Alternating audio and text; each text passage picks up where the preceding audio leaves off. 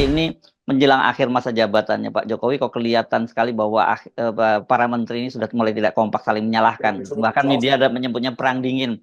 Kalau kemarin Bahlil yang ngamuk-ngamuk karena anggarannya dipotong oleh Ibu Sri Mulyani, sekarang ini Menteri Perindustrian Agus Gumiwang ya yang ini persoalan ini Bung Rocky dipicu oleh banyaknya PHK ya dan tutupnya perusahaan-perusahaan tekstil itu karena banyak jadi korban dumping. Tapi Agus menyatakan sepakat soal itu, tapi kenapa kebijakan Ibu Sri Mulyani itu dalam sektor keuangannya tidak menunjukkan hal itu? Jadi dia menyebut kebijakan Bu Sri Mulyani itu inkonsisten, begitu. Nah, itu bahayanya kalau kita menagih dari Sri Mulyani, sementara Sri Mulyani justru nunggu sinyal dari World Bank misalnya atau financial market untuk menerangkan dropnya atau berantakannya perencanaan.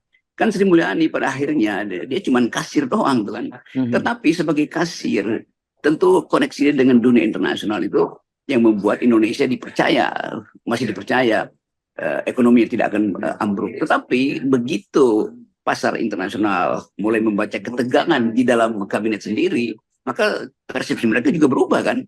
Jadi persepsi dunia terhadap ketidakkompakan kabinet itu sangat signifikan untuk membatalkan semua perjanjian atau bahkan yang masih MOU akhirnya udah berhenti aja deh karena sistem informasi atau kejelasan status dari proyek-proyek ke depan itu tidak bisa dijamin oleh satunya informasi. Jadi kalau di dalam kabinet, apalagi di kabinet presidensil yang harusnya informasinya itu nyata, itu masih diperlihatkan pertentangan persepsi antara 2-3 menteri, itu penanda bahwa kabinetnya memang tidak dikoordinir lagi itu. Nah, siapa yang koordinir kabinet? Ya Jokowi. Jadi Jokowi udah nggak tahu apa yang mesti dia ucapkan tuh, sehingga terjadi perkelahian di antara anak buah. Ya, dan ini serius karena yang diajak berantem oleh para menteri-menteri lain itu adalah Menteri Keuangan, bendahara. Ini kan berarti berkaitan dengan anggaran. Kalau waktu Bahlil sama Pak Luhut ribut soal tambang sih orang itu lebih soal personal. Tapi kalau dengan Ibu Sri Mulyani pasti ada yang sangat serius gitu. Ya, Sri Mulyani kita bisa baca dia ditekan sebetulnya untuk lakukan penghematan terakhir tuh.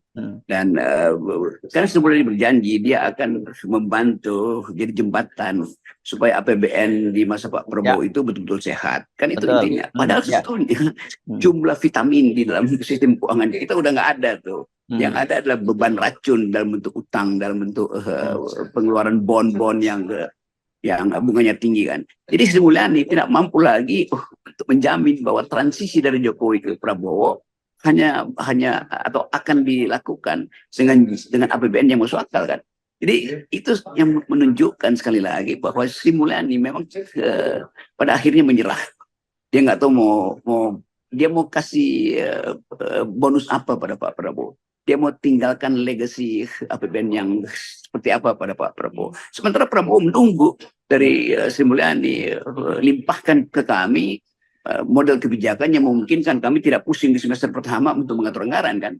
Kan mestinya di ujung dengan Pak Jokowi sistem anggarannya itu sudah melibatkan Pak Prabowo tuh. Tetapi Jokowi tetap menginginkan supaya masih dia yang mengatur kan semua hal itu. Demikian juga menteri-menteri Jokowi itu masih menganggap masih ada sisa 4 bulan untuk yang ngutip kiri kanan dari APBN yang tersedia. Jadi kelihatannya memang moral udah hilang tuh, demoralisasi di dalam kabinet Jokowi. Nah, ini yang menarik kan yang banyak sekali menteri-menteri atau kementerian dan lembaga yang dipangkas semua oleh Ibu Sri Mulyani. Setidaknya kemarin selain Bahlil itu ada 5 kementerian yang dipangkas anggarannya. Sekarang ditambah lagi kementerian perindustrian yang mengeluhkan Ibu Sri Mulyani juga. Jadi saya kira yang sangat serius Pak. Ini dari sini saja orang sudah bisa membaca. Ada persoalan serius pada anggaran kita, APBN kita, dan dampak pada rupiah saya kira itu juga salah satunya karena respon itu juga. Ya, dari awal kita tahu ruang fiskal sangat kecil untuk dipakai manuver, apalagi dalam keadaan transisi semacam ini kan. Dan Jokowi nggak pernah ngerti itu bahwa APBN itu makin lama makin terkuras untuk hal-hal yang konsumtif. Tentu Sri Mulyani tidak punya hak untuk menunjukkan negativity dari kebijakan Jokowi kan. Jadi diamnya Sri Mulyani dalam sebut aja setengah dari masa pemerintahan dia yang 7-8 tahun terakhir ini menunjukkan Sri Mulyani gagal meyakinkan pasar dan gagal meyakinkan publik internasional bahwa ekonomi Indonesia itu tumbuh secara rasional tuh.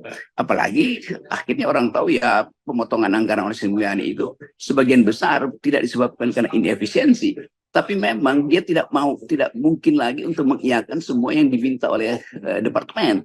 Dan departemen itu pasti akan rakus anggaran di ujung masa pemerintahan karena mesti sogok sana, mesti sogok sini, atau mungkin ada beberapa perjanjian bisnis yang cashbacknya belum tiba tuh, atau kalau dia partai politik dia masih mampu mengintip di badan anggaran bahwa masih ada mata anggaran yang tersedia untuk dikorupsi, kan semua itu menunjukkan kekacauan manajemen makro ekonomi dari Jokowi. Banyak orang bertanya-tanya, mengapa baru sekarang Sri Mulyani melakukan langkah semacam itu? Kenapa nggak kemarin ketika pada Pak Jokowi membangun IKN, kok Bu Sri Mulyani tetap saja nurut menyediakan anggarannya begitu? Sekarang kok tiba-tiba dia menjadi sangat sangat tegas, potong sana potong sini gitu. Kita melihat watak Sri Mulyani itu yang selalu saya cukup kenal tuh cara berpikir dia tuh, dan pada waktu cukup tersedia kesempatan pada dia untuk mengirim semacam nota protes pada Jokowi, kan Sri Mulyani sebetulnya berhak untuk mungkin Pak ini terlalu berbahaya Pak, tapi dia nggak lakukan itu. Saya kira berkali-kali Sri Mulyani mau menghadap Jokowi untuk menerangkan batas dari APBN tuh, dibandingkan dengan keinginan Jokowi yang terus-menerus memompa APBN itu untuk konsumtif kan.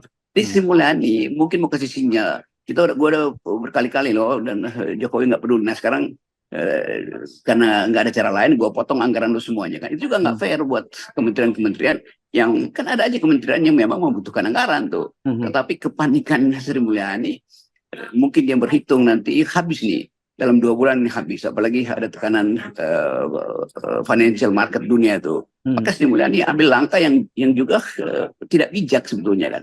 Nah, ketidakbijakan itu disebabkan oleh Sri Mulyani tidak punya kapasitas untuk mengucapkan kritiknya pada Jokowi karena dia anak buah Jokowi. Dan kedua, dia melanggar prinsip etik dia sendiri tuh, bahwa dia akan berhemat yang seharusnya dari awal, bukan di ujungnya dia berhemat. Ya, dan yang menarik ini kan Bung Rocky, yang dipotong oleh Sri Mulyani ini kan anggaran untuk tahun 2025. Artinya kan ketika tahun 2025 itu udah menterinya Pak Prabowo, bukan menterinya Pak Jokowi lagi.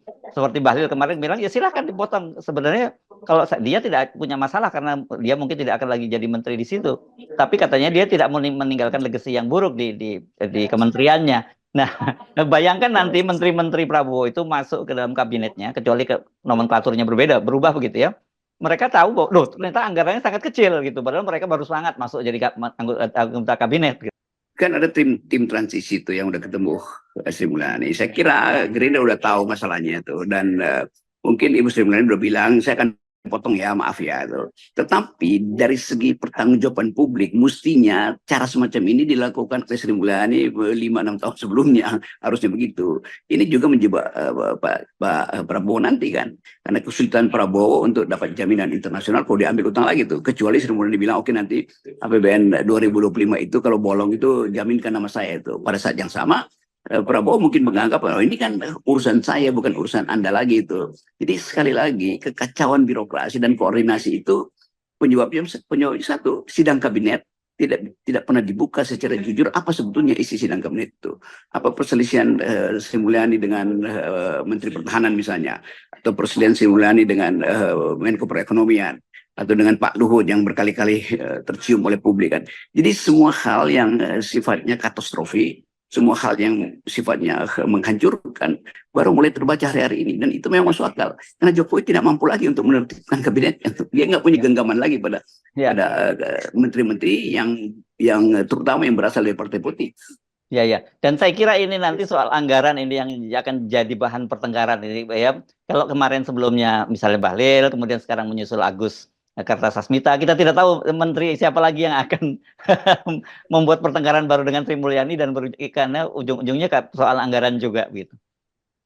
Iya, kalau soal anggaran kan selalu ada menteri koordinasi. Kalau menteri yang doyan import misalnya membahayakan anggaran, maka akan ditegur oleh menteri koordinasi. Demikian juga menteri yang ingin ekspor dan bertentangan polisinya dengan kebijakan import diselesaikan oleh Menkonya. Nah sekarang Menkonya itu sibuk mengatur komposisi di 2025 atau di 2024 ini dalam kabinet kan, dia nggak mau lagi lakukan hal apa namanya untuk mengetahui secara teknokratis di mana sebetulnya pertentangan antara Agus Gumiwang misalnya sebagai menteri yang mau import dan menteri lain yang mau ekspor, kan itu intinya sederhana di situ. Tetapi karena menteri Menkonya adalah ketua partai, maka dia lebih sibuk mengurus partai daripada mengurus anggaran negara.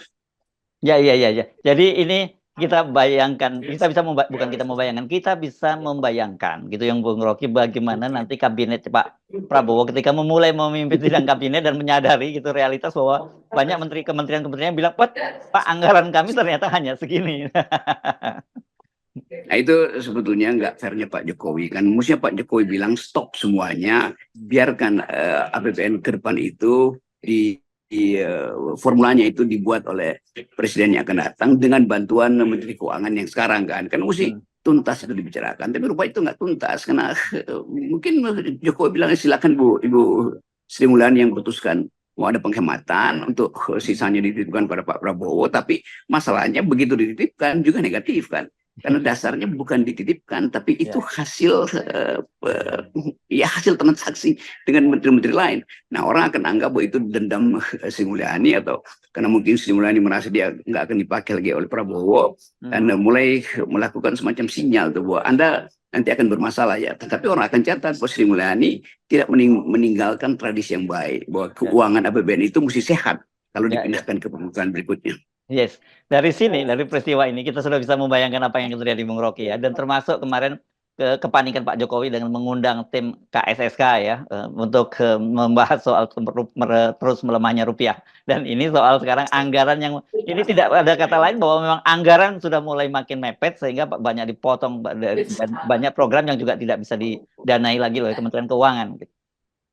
Saya punya pendapat bahwa Jokowi manggil semua menteri dan semua menteri itu asal aja ngomongnya kan semua merasa kan bukan tanggung jawab dia lagi, itu asal ngomong aja tuh supaya seolah Jokowi anggap ya itu nggak ada apa-apanya, itu biasa aja kan. Jokowi juga nggak ngerti secara detail bekerjanya sistem financial dunia atau sistem pindah-pindahin kapital itu di dalam kasino kapitalisme atau cara sistem internasional itu membaca ekonomi Indonesia kan.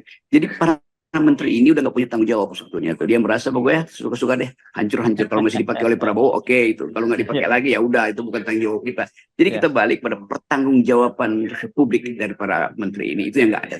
Dan pada akhirnya orang ambil kesimpulan Jokowi tidak mampu, tidak punya kapasitas untuk menjadi manajer di dalam kabinet sendiri. Yes, oke, baik. Terima kasih Bung Rocky.